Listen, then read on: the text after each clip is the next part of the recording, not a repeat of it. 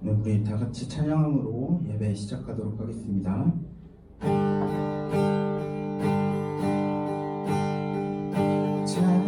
찬양 주의 눈을 들어주는 주를 보내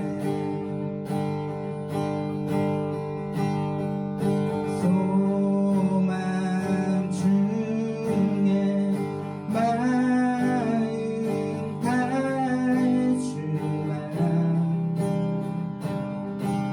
나 바라네 주님을 볼 때 나에게 힘 주시네 주님만의 모든 두려움 사라져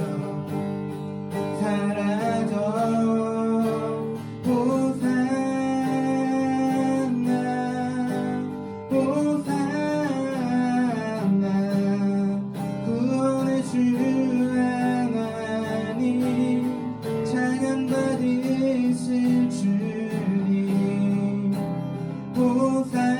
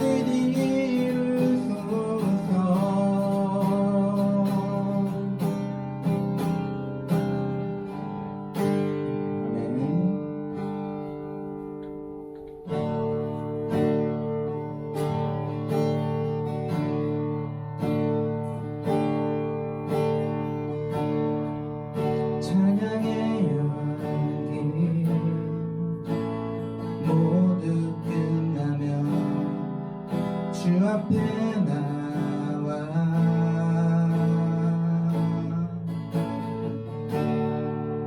더욱 진실한 예배 드리네. 주님을 향한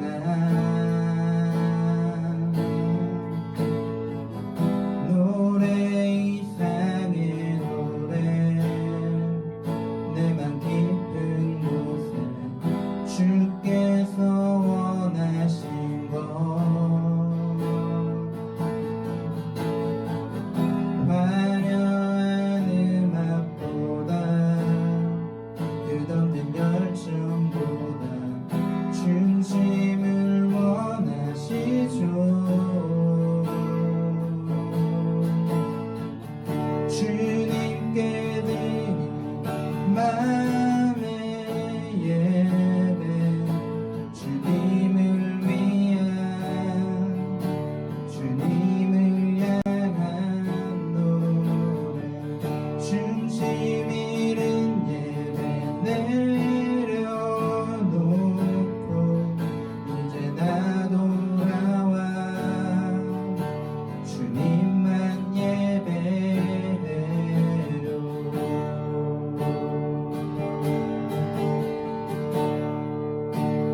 영원하신 왕, 영원하신 왕, 표현치 못한 주님의 존귀,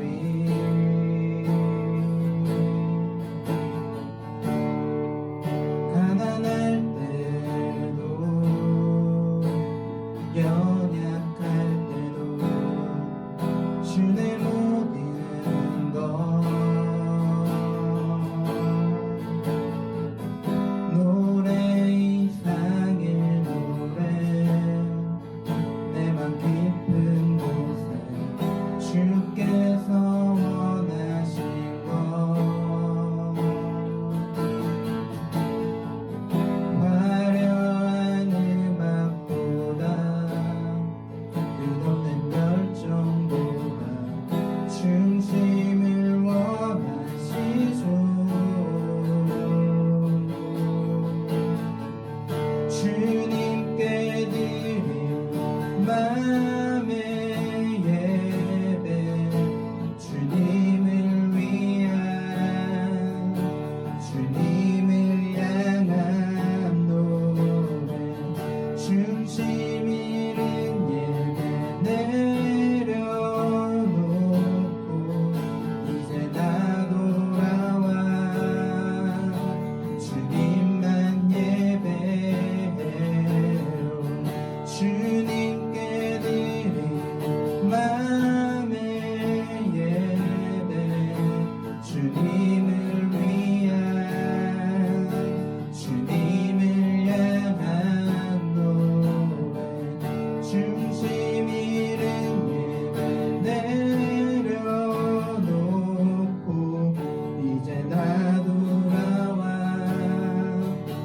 주님만 예배.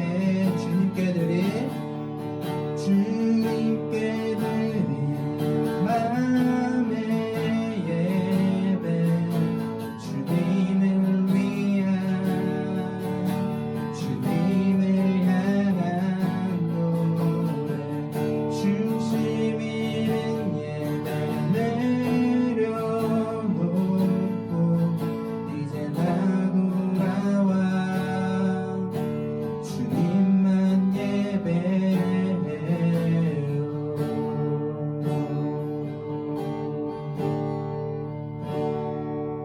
그럼 우리 다 같이 일어나서 나는 예배자입니다 찬양하도록 하겠습니다.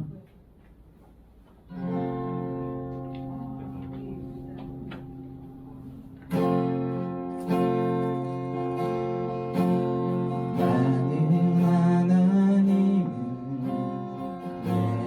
예배하는 예배자입니다.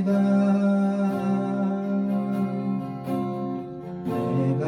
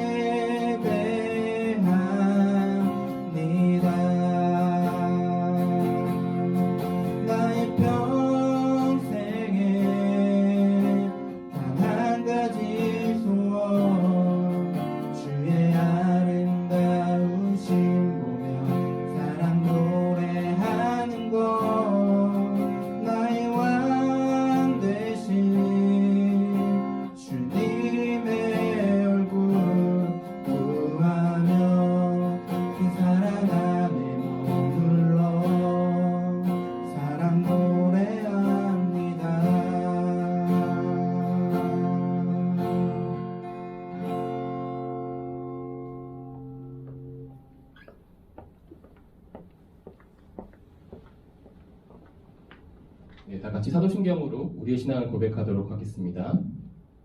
네, 나는 전능하신 아버지 하나님 천지의 창조주를 믿습니다. 나는 그의 유일하신 아들 우리 주 예수 그리스도를 믿습니다. 그는 성령으로 잉태되어 동정녀 마리아에게서 나시고 본디오 빌라도에게 고난을 받아 십자가에 못 박혀 죽으시고 장사된 지 사흘 만에 죽은 자 가운데서 다시 살아나셨으며 하늘에 오르시어 전능하신 아버지 하나님 우편에 계시다가 거기로부터 살아있는 자와 죽은 자를 심판하러 오십니다. 나는 성령을 믿으며 거룩한 공교회와 성도의 교제와 죄를 용서받는 것과 몸의 부활과 영생을 믿습니다. 아멘. 자리에 앉아주세요. 우리의 마음을 모아서 제가 기도하도록 하겠습니다. 하나님 감사합니다. 우리가 오늘도 주님의 부름에 따라 이곳 가운데 모였고 교회로 함께 하나님을 높여드리게 하여 주시면 감사합니다. 이 시간 주님의 말씀을 들을 때에 주님을 더 알아갈 수 있게 하시고 오늘 알게 된 그 주님을 나의 삶 가운데 만날 수 있는 그런 은혜도 더하여 주옵소서. 예수님의 이름으로 기도합니다. 아멘.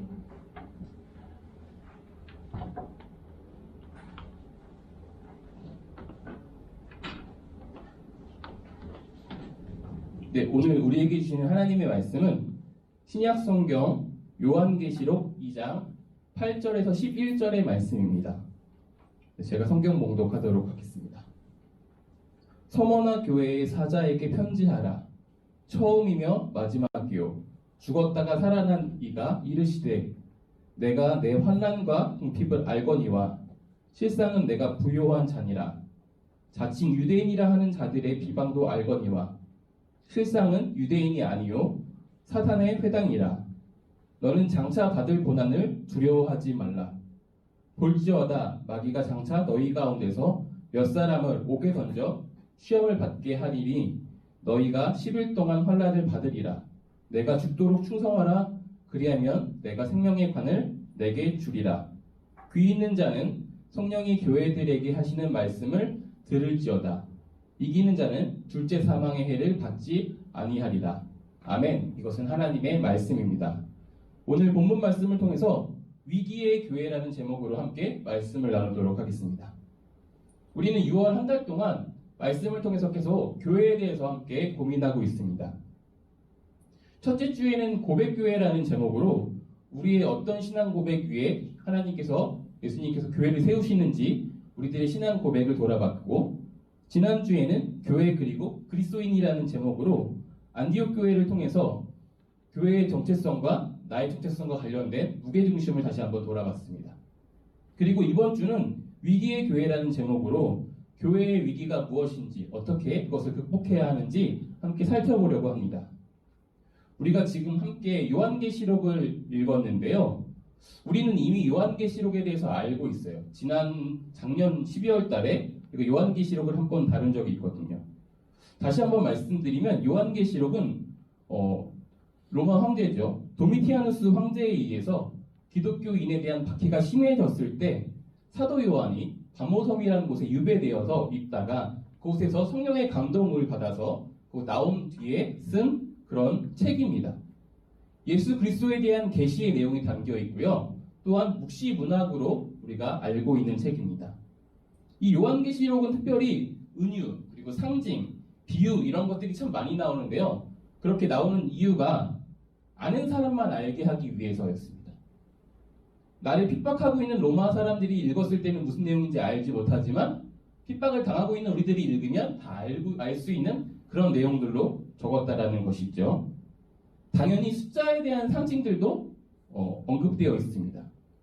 오늘 우리가 읽은 말씀 속에도 한 교회가 등장을 하고 있는데요.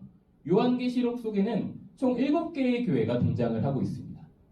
이 7개의 교회는 오늘날 터키에 있는 그런 교회인데요. 교회가 7개만 있었던 것은 아니에요. 그런데 충분한 의미, 완전한 의미의 그 의미들을 숫자 7이라는 것에 담아서 7개의 교회만 이야기하는 것입니다. 그리고 조금 전에도 말씀드렸던 오늘 말씀 속에 등장하는 바로 그 교회. 이 교회는 7개의 교회 중에 칭찬을 받았던 두 교회 중에 하나의 교회입니다. 바로 서머나 교회입니다. 서머나 교회는 칭찬받는 교회였지만 이 안에는 문제, 교회에 어떤 위기가 있었습니다. 그 위기는 오늘 말씀을 보면 우리가 알 수 있습니다. 9절에 보면 내가 내 환난과 궁핍을 알거니와 이렇게 말씀하고 있습니다. 성원화 교회는 지금 환난을 겪고 있으며 또한 궁핍을 겪고 있는 그런 교회라는 것을 우리가 알 수 있습니다. 그리고 더 나아가서 10절에 보면 장차 받을 고난이 있다 이렇게 언급을 하고 있는데요. 이 고난이 무엇인지 조금 더 읽다 보면 성도 중에 몇 사람이 옥에 던져지는 그런 시험을 받게 될 것이라고 이야기합니다. 지금 환난이 있는데 궁핍한데 상황이 점점 나아지는 것이 아니라 앞으로는 성도 중에 몇 사람이 모함을 당해서 감옥에 갇히게 된다. 이것은 정말 교회의 위기가 아닐 수 없습니다. 더욱이 이런 내용이 담긴 편지를 받았다라고 생각을 해봅시다. 교회가 어떤 반응을 할까요? 아마 혼란스러운 일들이 일어나기 시작할 것입니다. 어떤 사람들은 교회를 떠나고자 할 거예요. 왜냐하면 위기는 피하고자 하는 것이 인지상정이기 때문이죠. 예수님도 그렇게 기도하시지 않았습니까? 아버지, 할 수만 있다면 이 고난의 잔을 내게서 거두어 주십시오. 이것은 당연한 우리의 인지상정입니다. 성원화 교회의 위기를 살펴보고 오늘 우리의 모습을 좀 살펴봤으면 좋겠습니다. 여러분은 혹시 신앙생활에 열심을 내고 봉사도 하고 기도도 하고 말씀도 열심히 읽고 헌금도 많이 내고 이렇게 하면 어떤 보상이 있다라고 생각하십니까? 내 삶에 어떤 보상들이 주어질 것이다. 이렇게 생각하십니까? 초등학교 때를 다 겪어봤을 거예요. 초등학교 때 교회에서 시키는 것을 뭔가 열심히 하면 주는 것이 있습니다. 뭐죠? 달란트. 마치 달란트를 받았던 것처럼 내가 신앙생활을 열심히 하고 내가 교회 생활을 열심히 하면 내 삶에 어떤 보상들이 주어질 거라고 생각하십니까?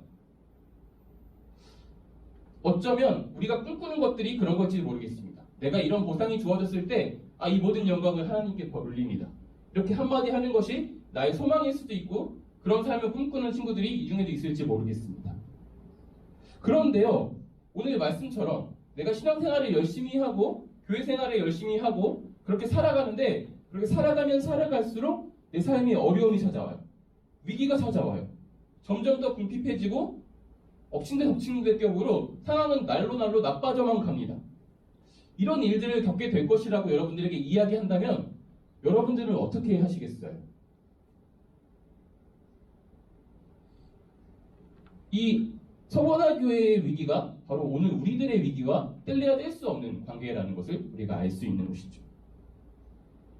성원화 교회의 위기를 이해하기 위해서는 이 성원화라는 도시를 좀 더 살펴보면 우리가 좀 더 많이 공감을 할 수 있습니다. 이 성원화라는 도시의 특징은 우리가 두 가지 단어, 두 가지 키워드로 이야기할 수 있는데요. 하나는 황제 숭배, 그리고 다른 하나는 교통의 요충지라는 말로 표현을 할 수 있습니다. 이 성원화라는 도시는 황제 숭배로 굉장히 유명한 도시였습니다. 그리고 교통의 요충지라는 말은 상업이 발달하기 너무 좋은 요건이라는 것을 이야기합니다. 번성한 도시였고 황제를 숭배하는 도시였습니다. 심지어 이 성원화라는 도시에서 상업을 하기 위해서는요, 황제를 숭배하는, 황제가 신이라고 인정하는 어떤 서약을 하지 않으면 이 상업을 할 수가 없었습니다. 그리고 이 황제 숭배를 거부하는 사람들에게는요, 황제의 땅에 살면서도 황제를 숭배하지 않는다는 것을 문제 삼아서 더 많은 과도한 세금을 걷어들였습니다. 그리고 당시에 오늘날의 은행과 같이 돈을 빌리거나 어떤 돈과 관련된 일들을 할 수 있는 곳이 은행이잖아요. 이런 은행의 역할을 당시에는 신전에서 맡아서 했다고 합니다. 그렇다면 교회가 어떻게 반응했겠습니까? 교회가 황제를 숭배할 수 있었을까요? 불가능하죠. 당연히 교회는 이 성원화라는 도시에서 경제적으로, 정치적으로, 문화적으로 소외된 사람들이었을 확률이 굉장히 큽니다. 그리고 도시가 요구하고 있는 것이죠. 황제를 숭배하라. 너 황제를 숭배할래? 너가 믿고 있는 그 하나님을 계속 믿고 나갈래? 예수님을 계속 메시아라고 믿을래? 이렇게 선택을 요구하고 강요하고 있는 상황인 것이죠. 더 힘든 것은요, 하나님을 알지 못하는 그런 이방인들, 이런 사람들이 나를 비난하면 그래 나는 하나님을 믿기 때문에 받는 핍박이야 이렇게 하고 스스로 생각할 수 있겠지만, 그리고 위로할 수 있겠지만, 내 동포 그리고 하나님을 알고 있다고 생각하는 사람들이 나를 비방하고 모함했을 때 그것에 대한 상처가 더 크지 않을까요? 우리가 잘 알고 있듯이 유대인들은 디아스포라, 흩어지는 이런 사건들을 겪었는데요. 이 디아스포라 유대인 중에는요, 예수님을 부인하고 그냥 순수하게 유대교, 또다시 메시아를 기다리고 있는 유대교의 신앙을 가지고 있는 사람들 또한 있었습니다. 그들도 하나님을 알고 있던 사람들이죠. 이렇게 유대인들이 하나님을 알고 있다고 생각하는 이 사람들이 나를 비방하고 모함합니다. 유대인 하면 우리가 떠오르는 이미지가 하나 있어요. 사업을 굉장히 잘한다. 돈을 굉장히 잘 번다. 이런 이미지를 우리가 갖고 있지 않나요? 당시에도 그랬습니다. 그래서 이 사업을 잘하는 유대인들은 당연하게도 기득권, 그러니까 은행 역할하는 신전과 당시 어떤 이 도시의 주류 사람들과 친밀한 관계를 가지고 있었습니다. 황제의 숭배를 중심으로, 신전을 중심으로 정치와 경제와 문화가 발달한 이 도시에서 이 기득권과 친밀하다라는 의미는 그들의 신앙이 어떻을까 다시 한번 생각해보게 만듭니다.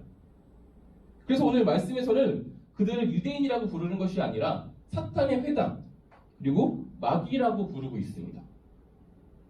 그 사람들이 교회를 비방하고 모함합니다. 내 동포를 비난합니다. 왜냐면요, 유대교에서 점차 기독교로 개종하는 사람들이 많아질수록 그들 스스로 위협을 느꼈기 때문입니다. 그래서 기득권들에게 그 사람들에게 비방을 하고 모함을 합니다. 그리고 서머나 교회보다는 당연히 사업을 잘했으니까 경제적으로 윤택한 삶을 살았을 것입니다. 어쩌면 같이 흩어져서 이곳에서 같이 밑바닥부터 시작했던 동포들이 봤을 때 상대적인 박탈감도 굉장히 크게 느꼈을 것 같습니다. 도시에 사는 유대인들이 하는 일이, 아니 유대인이 있다라는 그 존재 자체가 이 서머나 교회를 위협하고 많이 힘들게 했을 것입니다. 우리들의 삶도 한번 돌아볼까요? 크게 살펴볼 필요도 없습니다. 여러분들의 삶을 굉장히 단편적인 모습만 우리가 좀 살펴보도록 하겠습니다. 여러분들에게 주어진 책무가 굉장히 과하죠. 일단은 크게 하나를 이야기하면 좋은 성적을 얻어서 어떤 원하는 대학이나 원하는 어떤 직업을 얻어야 한다라는 큰 여러분들에게 부담을 주고 있어요. 이 일을 하기 위해서 여러분 친구들만 돌아봐도 과외를 하기도 하고 학원을 더 몇 개씩 다니는 친구도 있고 어쩌면 수행평가를 위해서 따로 에너지를 쓰거나 대외 활동에 굉장히 열심인 친구들이 분명히 있습니다. 이렇게 많은 활동들을 하려고 하다 보면 이 와중에 또 친구하고 관계도 잘 지내야 되고 여러 가지 시간들이 쫓기게 됩니다. 그럼 교회가, 신앙생활이 되게 불편할 때가 있습니다. 이 시간들이 정해져 있고 나에게 요구하는 어떤 시간들이 거스릴 때가 있어요. 이런 와중에 예수님을 믿는다고 알고 있는 내 친구는 나랑은 다르게 교회의 어떤 활동들을 하지 않고 다른 활동들을 열심히 해 나갑니다. 그래서 더 좋은 결과를 얻었다라고 생각을 해봅시다. 여러분들이 그 친구를 볼 때 어떤 마음이 들겠어요? 뭔가 상대적인 박탈감이 느끼지 않겠어요? 그 시간에 나도 공부했더라면, 나도 어떤 대외 활동을 했더라면 지금 그 결과가 나의 결과였을 텐데. 이런 생각들이 드는 것은 인지상정입니다. 분명한 것은요, 여러분들이 나이를 먹어가고 성장하고 책임질 것이 많아질수록 더 많은 이런 위기와 고민들이 찾아오게 됩니다. 그런데 이 서머나 교회는 이런 위기 속에서, 이런 유혹 속에서 어떻게 하나님을 부인하거나 떠나지 아니하고 이 위기의 자리를 지킬 수 있었을까요? 그래서 오늘날까지 우리가 칭찬받았던 교회 이렇게 알 수 있었을까요? 그들이 어떤 신앙의 고백을 가지고 있었는지 오늘 말씀 속에서 직접적으로는 알 수 없지만 말씀 속에 드러나는 예수님의 모습을 통해서 우리가 유추해 볼 수 있습니다. 오늘 말씀 속에 등장하는 예수님의 모습은요, 처음이요 마지막이신 예수님을 이야기하고 있습니다. 지금 아무리 로마의 황제가, 그리고 이 로마의 황제를 등에 업고 호가호위하는 사람들이 이 도시를 통치하는 것 같지만 결국 마지막엔 예수님께서 통치하실 것이다. 그 예수님께서 마지막에 심판자가 되어서 내가 그 앞에 섰을 때 생명의 면류관을 나에게 주실 것이다 라는 믿음이 그들 안에 있었을 것입니다. 이것이 그들이 갖고 있던 신앙 중에 첫 번째 고백인 것이죠. 그리고 두 번째로는요, 예수님을 뭐라고 표현하고 있냐면 죽었다가 살아나신 예수님 이렇게 표현을 하고 있습니다. 죽음을 이기신 예수님, 그리고 신앙인으로 살다가 망하거나 죽게 되어도 나를 다시 살리실 것이라는 이 부활의 신앙을 믿는 그들의 신앙들이 있었을 것입니다. 마지막으로는요, 나의 환난과 궁핍을 아는 그런 예수님을 고백하고 있습니다. 바로 지금 내가 혼자라고 느껴지고 불합리하고 나에게 힘듦을 주는 이런 현실 속에서 나 혼자만의 전쟁을 치르고 있다고 느껴질 때 나를 홀로 두지 않으시고 나와 함께 하시는 예수님, 그 임마누엘의 하나님을 믿는 신앙을 가지고 있다는 것이죠. 이런 신앙을 통해서, 이런 신앙의 고백을 통해서 이 반석이 세워진 서문화교회는 졸제 사망의 해를 입지 않는다라고 말씀은 결론 짓고 있습니다. 이 둘째 사망은요, 첫째 사망이 육체적인 죽음을 의미한다면 이 둘째 사망은 하나님과 관계의 단절을 의미합니다. 이들이 그 신앙을 지킨 결과 하나님과의 관계를 지켰다, 이렇게 우리가 이해할 수 있을 것입니다. 성경에서는 하나님과의 관계를 참 다양하게 표현하고 있어요. 내가 그 안에, 그가 내 안에 머무는 관계, 그로 더불어 먹고 그는 나로 더불어 먹는 관계, 아버지와 아들의 관계, 신랑과 신부의 관계, 포도나무와 가지의 관계, 다양하게 표현하고 있지만요, 이 관계가 그들에게 중요했다라는 것이죠. 아무리 봐도 궁핍해 보이는데 그들이 부유하다라고 일컬음을 받았던 그 이유가 바로 이 하나님과의 관계를 부유함으로 믿고 살아갔던 사람들이었기 때문에 가능하지 않았을까요? 이 하나님과의 관계를 지키는 것이 환난과 궁핍보다 억울하게 옥에 갇히는 것보다 더 중요했기에 서문화 교회는 여전히 위기 속에서 머물러 있을 수 있었던 것입니다. 어쩌면 그들이 머무르는 위기의 시간들, 우리가 볼 때, 타인이 볼 때 누가 봐도 위기라고 보이는 그 시간들이 그들에게는 그들의 신앙, 그 반석 위에 신앙의 뿌리가 깊어지는 시간이 사랑의 시간이었을 수도 있고요. 하나님을 더 경험하고 관계 맺는 시간이었을 수도 있고, 하나님의 구원을 경험하는 영광의 시간이었을 수도 있습니다. 오순절 마가의 다락방에서 성령이 불과 같이 임하고 그 이후에 교회가 시작되었습니다. 역사를 돌아봤을 때 교회 안에 위기가 없었던 적은 단 한순간도 없습니다. 동시에 교회에 영광이 없었던 적도 없었죠. 오늘 우리 삶도 마찬가지죠.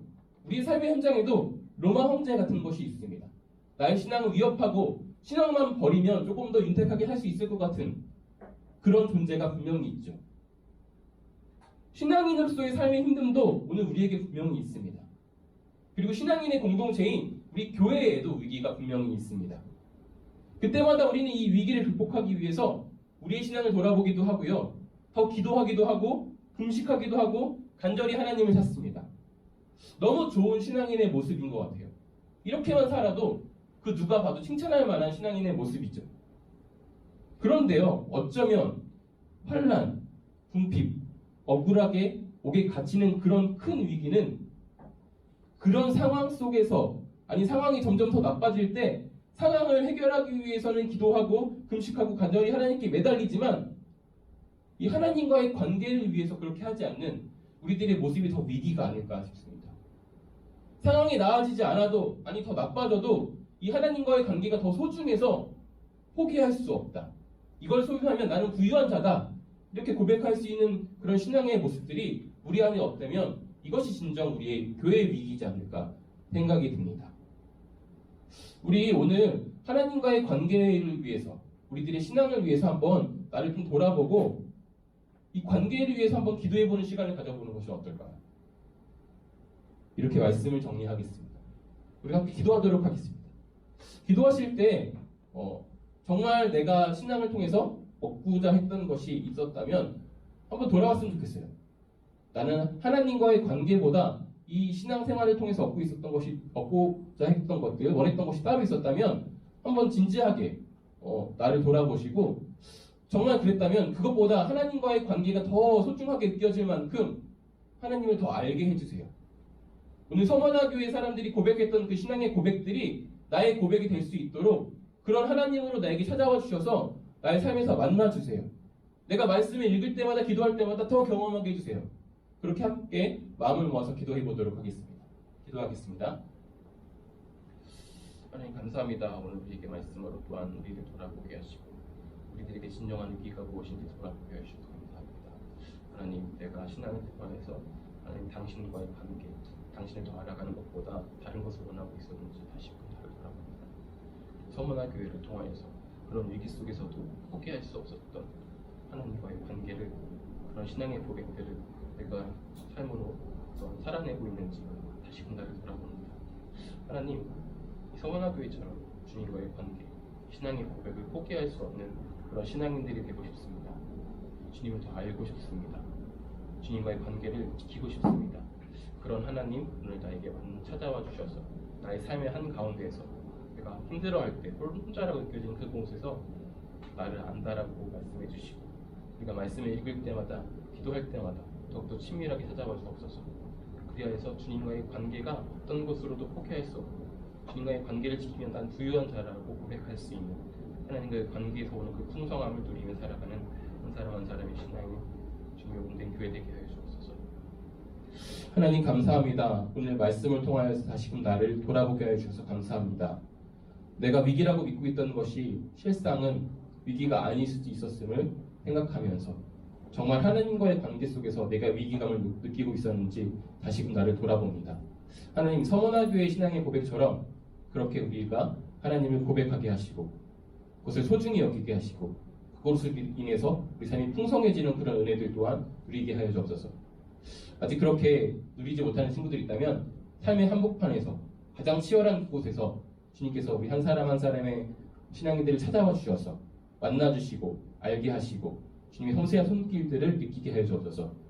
그리하여서 주님께 기도하고 말씀을 읽으며 나아갈 때마다 더 깊이 하나님을 경험하게 하시고 그 관계가 너무 소중하여서 그 관계에서 오는 만족들이 우리 삶에 가득하게 하여 주옵소서. 그런 신앙인이 될 수 있도록 주님께서 이 시간부터 더욱더 친밀하게 우리 가운데 일하여 주옵소서. 예수님의 이름으로 기도합니다. 아멘. 네, 봉헌 시간입니다.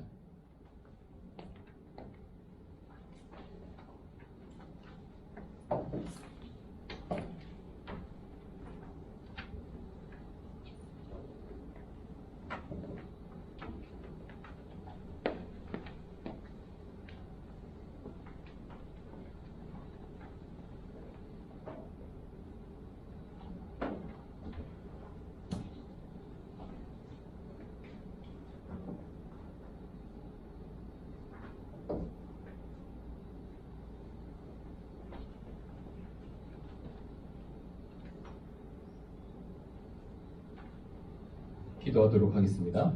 하나님, 주님께서 주신 것 중에 일부를 주님께 돌려드립니다. 세상에서 로마 황제와 같은 권위를 가지고 있는 돈을 주님께 돌려드림으로 우리의 주인이 어떤 재물이나 돈이 아니라 하나님이신 것들을 우리들의 삶으로 고백합니다. 우리들이 주님께 드리는 예물들이 하나님의 나라와 주님의 몸된 교회를 세우는데 귀하게 쓰이게 해주시고, 혹시 빈손으로 나와서 민망하게 여기는 친구들이 있다면 그들에게도 주님께서 물질 주셔서 주님 안에서 바치며 쓰며 도우며 사는 기쁨을 누리게 하여 주옵소서. 예수님의 이름으로 기도합니다. 주기도문으로 오늘의 예배를 마치도록 하겠습니다. 하늘에 계신 우리 아버지, 아버지의 이름을 거룩하게 하시며 아버지의 나라가 보게 하시며 아버지의 뜻이 하늘에서와 같이 땅에서도 이루어지게 하소서. 오늘 우리에게 일용할 양식을 주시고 우리가 우리에게 잘못한 사람을 용서하여 준 것 같이 우리 죄를 용서하여 주시고 우리를 시험에 빠지지 않게 하시고 악에서 구하소서. 나라와 권능과 영광이 영원히 아버지의 것입니다. 아멘. 방금 주시겠습니다.